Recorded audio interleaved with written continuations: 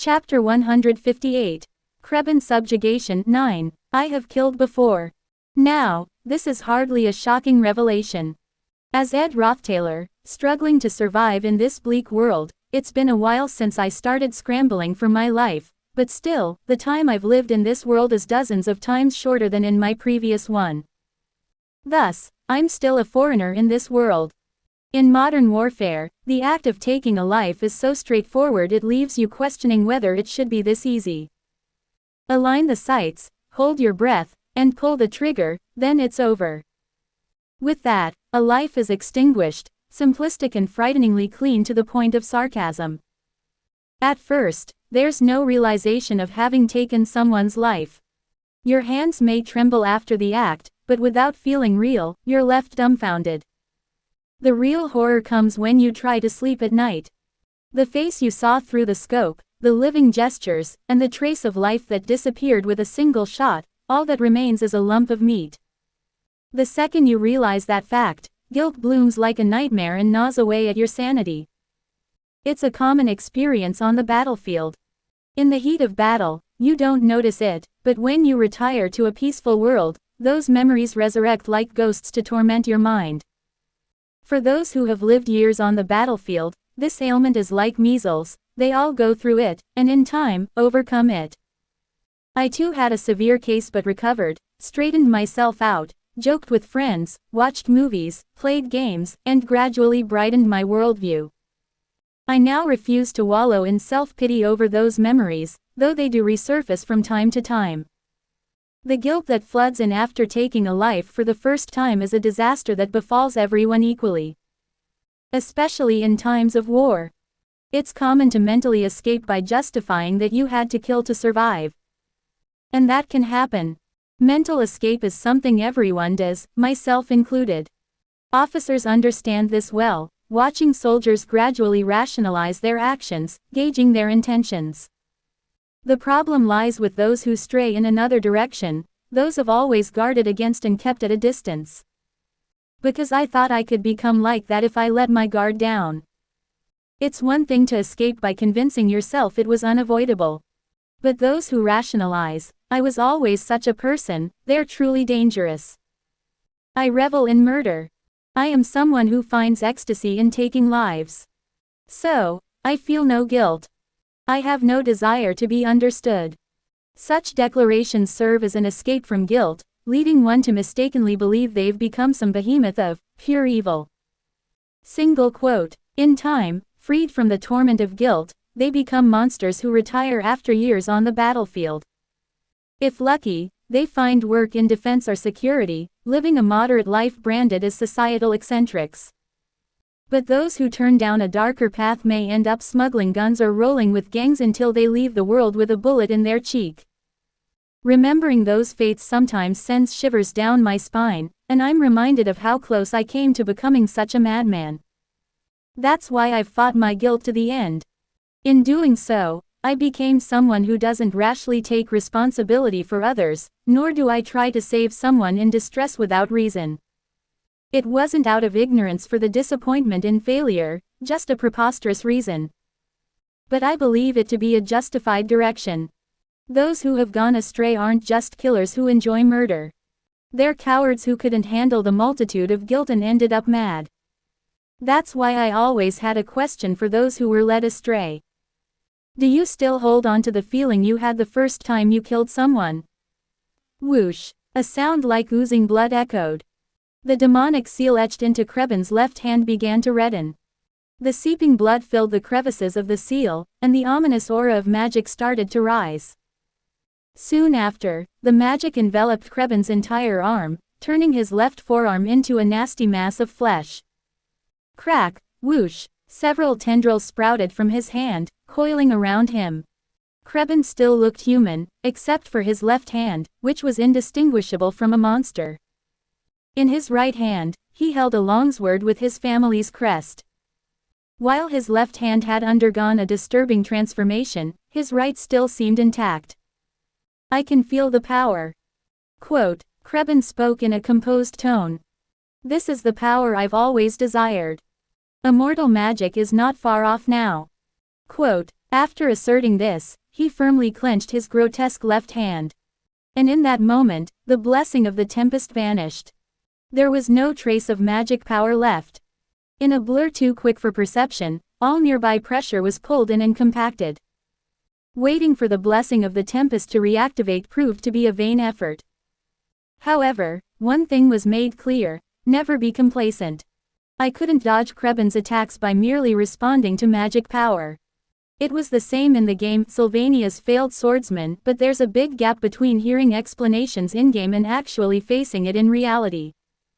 You could only try to evade his attacks by anticipating his movements. It's like dodging a bullet by watching the gun's direction, a plausible idea, but nearly impossible in practice. However, improbable doesn't mean I shouldn't try. I've reached the pinnacle of this hell. Either I take down Kreben, or I die. With only those two outcomes, I act neither rashly nor too cautiously. Cock! The roar of the high-ranking wind spirit Merylda echoed throughout the Roththaler estate grounds. She ferociously swung her forepaw at Kreben, but he twisted his left hand grotesquely, and an inexplicable force stopped her attack. Even when she unleashed the elemental magic, Wind Blade, toward Kreben, it was neutralized by an unknown power just before reaching him. Lucy had said that he uses a type of magic that falls outside the conventional magic system. It was the power of Mebular. If that is indeed a type of magic that's undecipherable, then I know one as well. Dark crimson magical energy rose, swirling around my body, pointing directly at Kreben. Kreben's brows furrowed momentarily. He was incredulous that I knew how to wield holy magic, but there was no time for surprise. Forced consolidation, holy magic's power, transcending all relations of superiority, is just like Mebular's in that it cannot be countered. It would be a mistake to think that only Kreben could overturn such superior forces. In an instant, Kreben's body was pulled towards mine. The next thing I knew, my dagger was thrust towards his face, yet his tentacles unbelievably snagged my arm at impossible speeds. Crack! I clenched my teeth and pulled my arm back. There seemed to be half a dozen tentacles, each writhing with the intent to destroy everything around them. I exerted all my strength, twisting my body and rolling toward the broadsword embedded in the ground. As I did, I took the opportunity to slice off the tentacles with my sword's blade, shaking off the remaining fragments and juice. The tentacles' reflexes were unbelievably sharp. There was no guarantee of victory in close combat. It was shocking how well Kreben handled the sudden holy magic attack. I composed myself again and stared down Kreben. Kreben Roththaler, halfway awakened, had always had the same battle pattern. He'd fight up close using the tentacles from his left hand, and at a distance, he'd rely on spells using the demon's magic. Typically, it was best to move in and out of the intermediate range, pouncing into close combat whenever he began casting a spell. If I could keep up that sense of distance, I could predict Kreben's moves. Tentacles might give him an edge up close, but he wouldn't have the same reflexes while manifesting magic. That was the gap to exploit.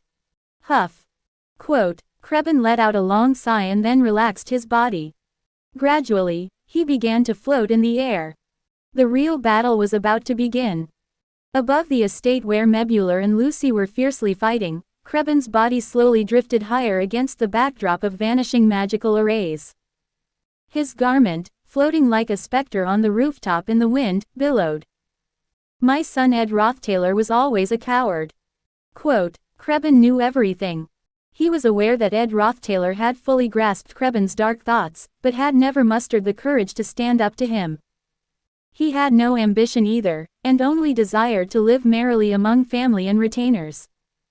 It might seem unfitting for the eldest son of a noble family, but as my son, he had admirable qualities. Useless ambitions do no good. Quote, all at once, Kreben closed the distance and thrust his longsword. Even a simple stab turned into a threatening surprise attack due to his buoyant movements amplified by Mebular's power. Crash! As I leapt back to evade, the forsaken longsword thrust into the ground. You fled to Sylvania. I may not understand all the details, but to think you planned to be expelled, even using the princess to do so. I didn't expect you to be that meticulous. So when I heard you were still alive, I was puzzled. You were not meant to survive. Quote, wasn't it you who sent Kadok and Nox to kill me in the first place? No, we're not talking about that here. Quote, Krebin seemed to have vaguely realized that I was a different person from Ed Rothtailor. I didn't understand all of it, but it was strange for him to jump to conclusions like that. Especially since there was no clear evidence. Krebin explained it succinctly.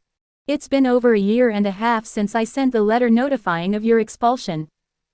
Quote, Krebin Rothtailor's letter of expulsion. It was the first document I checked when I came to this world, the only means that allowed me to grasp the whole situation after being expelled from the Ophelius Hall. To me, it was the letter that marked the beginning of everything, the notification that signaled the start of this grueling survival journey. After that, before you were expelled from Ophelius Hall, my son sent a reply, you wouldn't know. Quote, what do you mean? It's a completely new story to me now. If there had been a reply to that letter, it wasn't me, it must have been Ed Rothtailor before I took over his body. Krebin's subsequent words completely defied my expectations. He wrote in excruciating detail about not wanting to live anymore, about ending his life. I never told Tanya, though. Quote, at that, I involuntarily gulped down a gasp. Ed Rothtailor, who had forsaken the glory of his family and fled, realized he had no place left in the world. Trapped in boundless emptiness, just staring out the window at the academy. A quiet room. Soon to be expelled. A life of lonely toil ahead, with a jobless, cruel world to contend with. His future was nothing but darkness. Sitting alone in the quiet room, he finally chose to end his life's journey. Quietly, in a tranquil room, with nothing but a long rope and a chair that could be easily kicked over. Certainly, in my memory, Ed Rothtailor briefly appeared during the ending credits. Although not in a flattering light, he was still alive. The discrepancy between my memory and this reality. Ed Rothtailor had definitely tried to end his life that day. But even that he failed to accomplish. Why couldn't he even die as planned? The reason for that was, to be honest, it was quite shocking. Single quote, Belle Meyer. She took peculiarly good care of me on the day I was expelled from Ophelius Hall, despite my reputation as a good-for-nothing. I had thought she was just a maid from Ophelius, fulfilling her duties without prejudice. But to think you were living like this, when you left Ophelius Hall, you looked as though you'd lost everything, I thought you'd just walk straight out of the academy. Single quote, anyway, I'm glad you're doing well. Single quote, every word she uttered carried new meaning to me now. Afterward, seeing how much more robust and proactive I had become, she spoke with an air of relief. Maintaining a professional conversation, not wanting to upset me. She'd come to camp to check on me whenever she had the chance, offering her help when needed. It dawned on me that Belle Meyer, once Ed Rothtailor's devoted maid, had witnessed him at the moment of his extreme decision and intervened. Finally, everything began to fit together like the pieces of a puzzle, even the reason why I was brought into this world. Ed Rothtailor, who'd lost all will to live, didn't want to endure a life filled with nothing but darkness. I took over the life that he'd abandoned. Thump. Was it because my thoughts were racing? Krebin's blade pierced through my shoulder at an almost imperceptible speed, no magic could be felt.